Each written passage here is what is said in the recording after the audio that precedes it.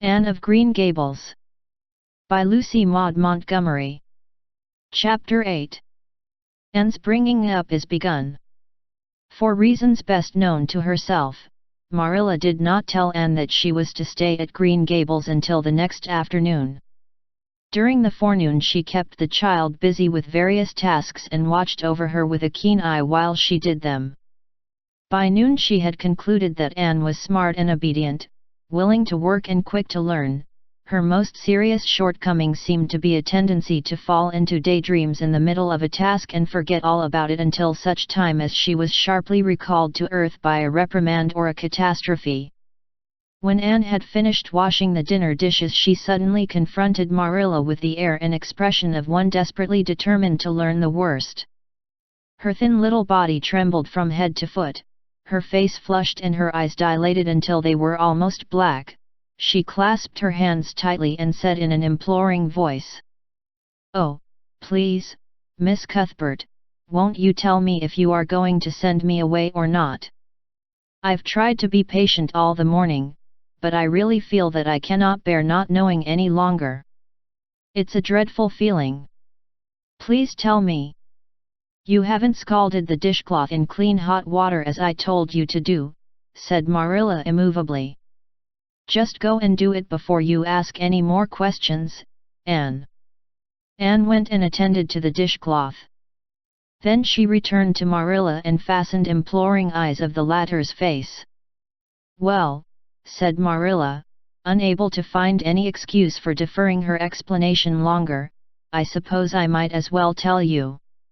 Matthew and I have decided to keep you, that is, if you will try to be a good little girl and show yourself grateful."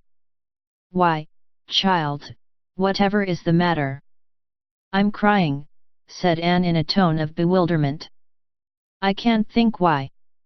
I'm glad as glad can be." "Oh, glad doesn't seem the right word at all. I was glad about the white way and the cherry blossoms, but this. Oh, it's something more than glad. I'm so happy. I'll try to be so good. It will be uphill work, I expect, for Mrs. Thomas often told me I was desperately wicked. However, I'll do my very best. But can you tell me why I'm crying?" "I suppose it's because you're all excited and worked up," said Marilla disapprovingly. "Sit down on that chair and try to calm yourself. I'm afraid you both cry and laugh far too easily. Yes, you can stay here and we will try to do right by you. You must go to school, but it's only a fortnight till vacation, so it isn't worthwhile for you to start before it opens again in September." "What am I to call you?" asked Anne. "Shall I always say Miss Cuthbert? Can I call you Aunt Marilla?" "No, you'll call me just plain Marilla. I'm not used to being called Miss Cuthbert and it would make me nervous." "It sounds awfully disrespectful to just say Marilla," protested Anne. "I guess there'll be nothing disrespectful in it if you're careful to speak respectfully. Everybody, young and old, in Avonlea calls me Marilla except the minister. He says Miss Cuthbert when he thinks of it." "I'd love to call you Aunt Marilla," said Anne wistfully. "I've never had an aunt or any relation at all, not even a grandmother. It would make me feel as if I really belonged to you. Can't I call you Aunt Marilla?" "No. I'm not your aunt and I don't believe in calling people names that don't belong to them. But we could imagine you were my aunt." "I couldn't," said Marilla grimly. "Do you never imagine things different from what they really are?"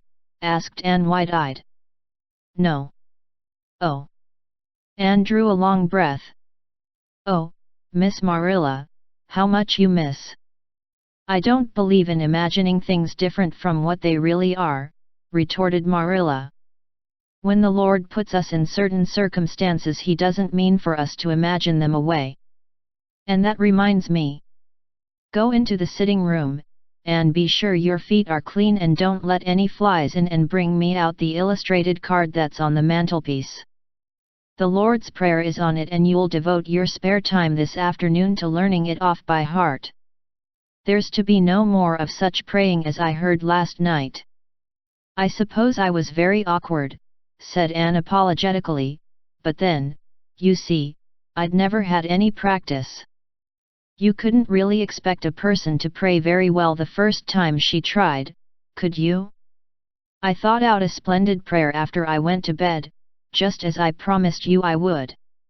It was nearly as long as a minister's and so poetical. But would you believe it? I couldn't remember one word when I woke up this morning. And I'm afraid I'll never be able to think out another one as good. Somehow, things never are so good when they're thought out a second time. Have you ever noticed that? Here is something for you to notice, Anne. When I tell you to do a thing, I want you to obey me at once and not stand stock still and discourse about it. Just you go and do as I bid you. Anne promptly departed for the sitting room across the hall. She failed to return. After waiting 10 minutes, Marilla laid down her knitting and marched after her with a grim expression. She found Anne standing motionless before a picture hanging on the wall between the two windows, with her eyes a-star with dreams.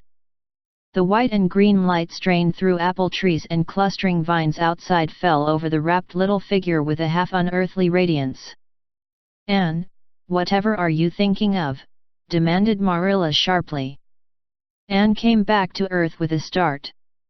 "That," she said, pointing to the picture, a rather vivid chromo entitled, "Christ Blessing Little Children," and I was just imagining I was one of them, that I was the little girl in the blue dress, standing off by herself in the corner as if she didn't belong to anybody, like me.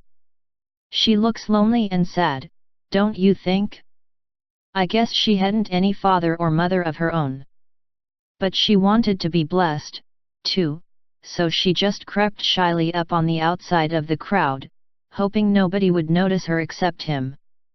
I'm sure I know just how she felt.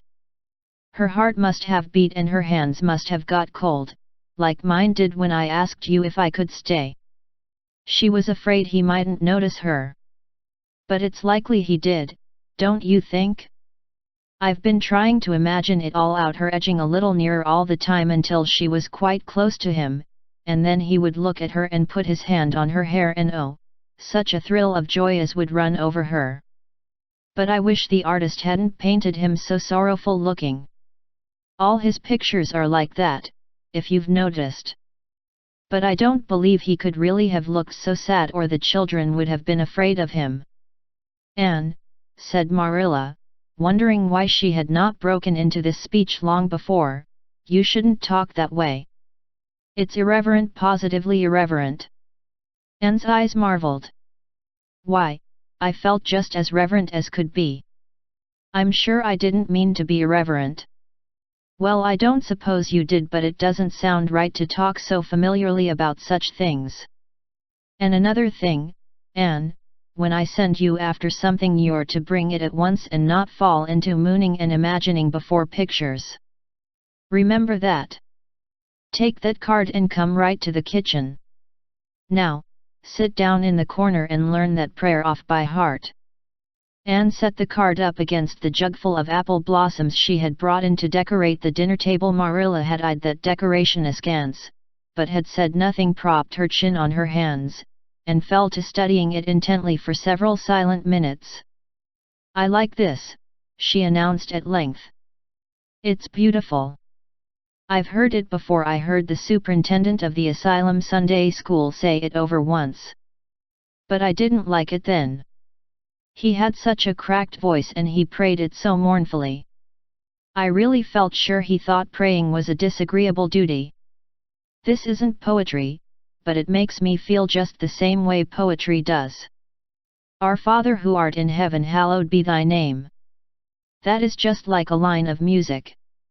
Oh, I'm so glad you thought of making me learn this, Miss Marilla." "Well, learn it and hold your tongue," said Marilla shortly.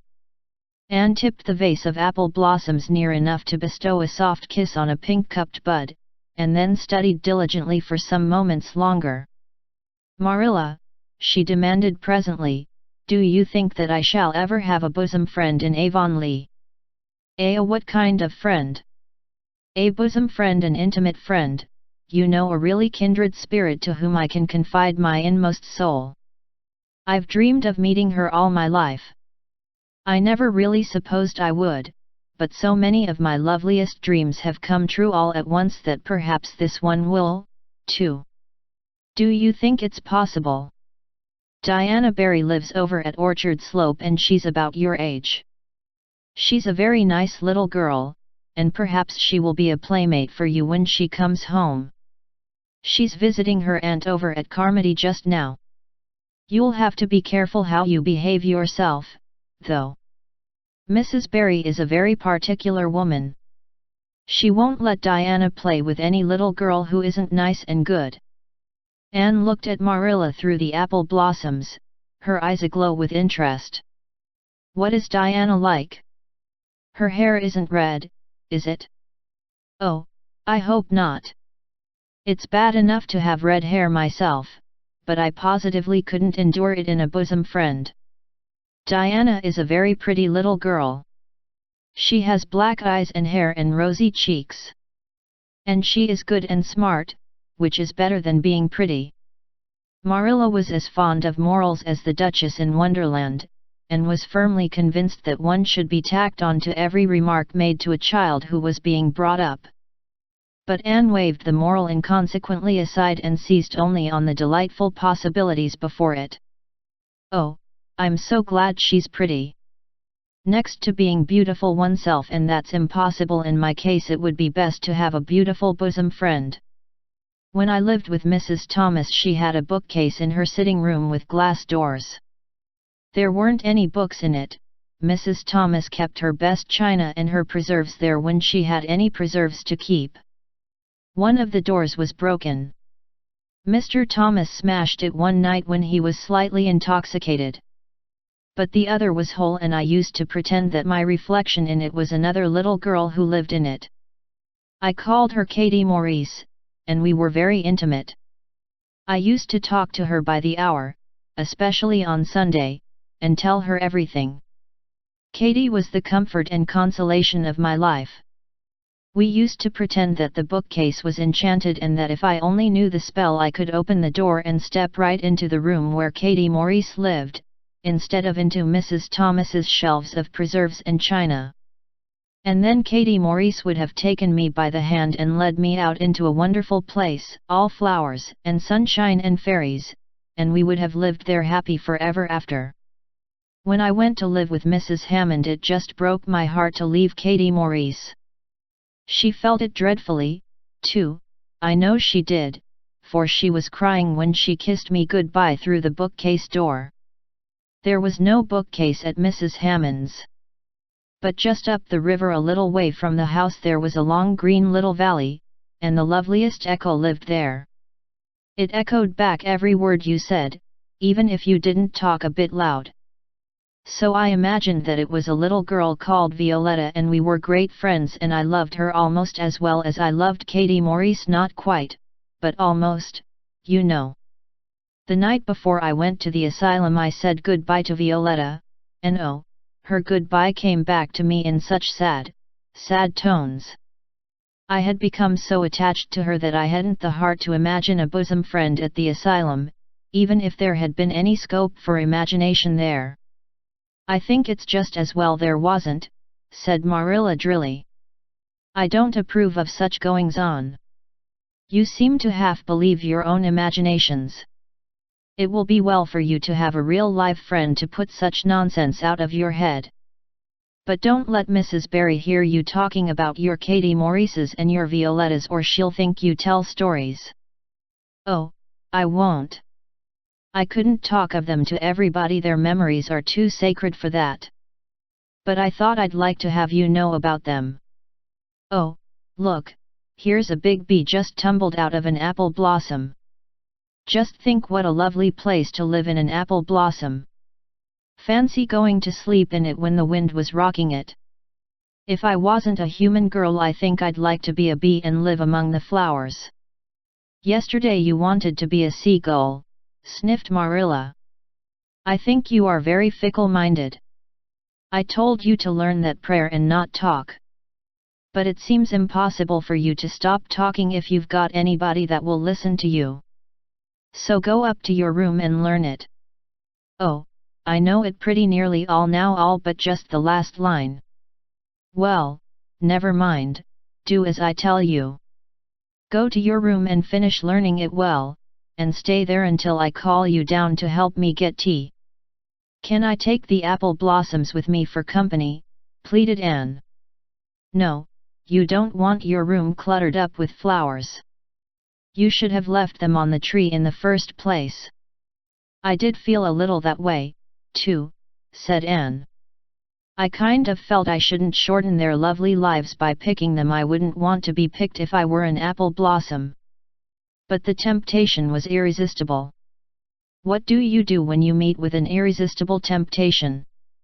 Anne, did you hear me tell you to go to your room? Anne sighed, retreated to the east gable, and sat down in a chair by the window.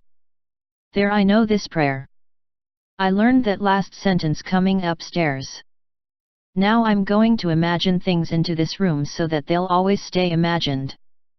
The floor is covered with a white velvet carpet with pink roses all over it, and there are pink silk curtains at the windows. The walls are hung with gold and silver brocade tapestry. The furniture is mahogany. I never saw any mahogany, but it does sound so luxurious. This is a couch all heaped with gorgeous silken cushions, pink and blue and crimson and gold, and I am reclining gracefully on it. I can see my reflection in that splendid big mirror hanging on the wall. I am tall and regal, clad in a gown of trailing white lace, with a pearl cross on my breast and pearls in my hair. My hair is of midnight darkness and my skin is a clear ivory pallor. My name is the Lady Cordelia Fitzgerald. No, it isn't. I can't make that seem real. She danced up to the little looking glass and peered into it. Her pointed freckled face and solemn grey eyes peered back at her. You're only Anne of Green Gables, she said earnestly, and I see you, just as you are looking now, whenever I try to imagine I'm the Lady Cordelia. But it's a million times nicer to be Anne of Green Gables than Anne of Nowhere in particular, isn't it? She bent forward, kissed her reflection affectionately, and betook herself to the open window. Dear Snow Queen, good afternoon. And good afternoon, dear birches down in the hollow. And good afternoon, dear grey house up on the hill. I wonder if Diana is to be my bosom friend. I hope she will, and I shall love her very much. But I must never quite forget Katie, Maurice and Violetta. They would feel so hurt if I did, and I'd hate to hurt anybody's feelings, even a little bookcase girl's or a little echo girl's. I must be careful to remember them and send them a kiss every day.